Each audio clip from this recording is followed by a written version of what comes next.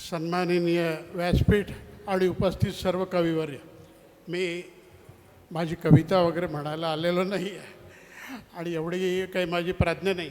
इथे ज्या दर्जाच्या कविता सादर केल्या गेल्या तर त्यामध्ये मी जे काय करतो त्याला कविता मी मानत नाही. तर आपण सर्व कवींना वंदन करायला आलो आणि डॉक्टर स्वप्नील मानकर ज्या पद्धतीने हे आयोजित करतात आहे त्यामध्ये आपण हे जवळ जाऊन थोडंसं पाहावं आणि यात काहीतरी याचा आनंद घेता यावा या उद्देशाने मी इथे आलो.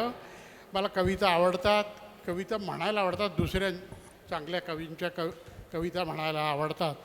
या ठिकाणी शिवा राऊत यांचं हे व्यासपीठ आहे आणि शिवा राऊत तरुण भारताच्या माध्यमातून जरी परिचित झालेले आहे बऱ्याच वर्षापासून, खरा परिचय मला सुधाकर कदम यांच्या त्या लेखातून त्यांचा झाला.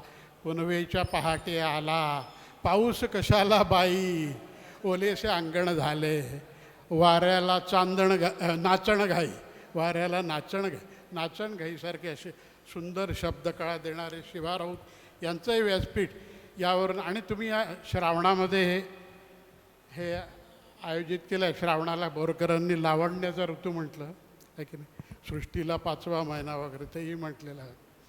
पण आज नेमकं मला आठवत आहेत बोरकरांच्या वळी त्या म्हणतो आणि थांबतो.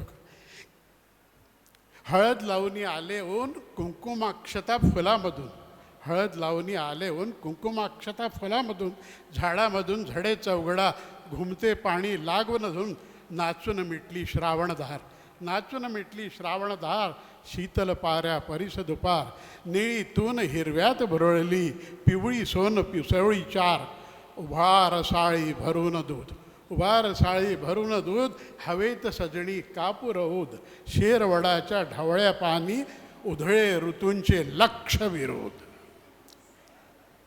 लावण्याचा लागून बाण, लावण्याचा लागून बाण, तृप्तीलाही फुटे तहान, मला खाऊ दे तुझ्या कुंतली एकच यातील पान लहान, मला खाऊ दे तुझ्या कुंतली एकच यातील पान लहान. तुम्हा सर्व कवींना मी पुनश्च वंदन करतो आणि थांबतो. धन्यवाद.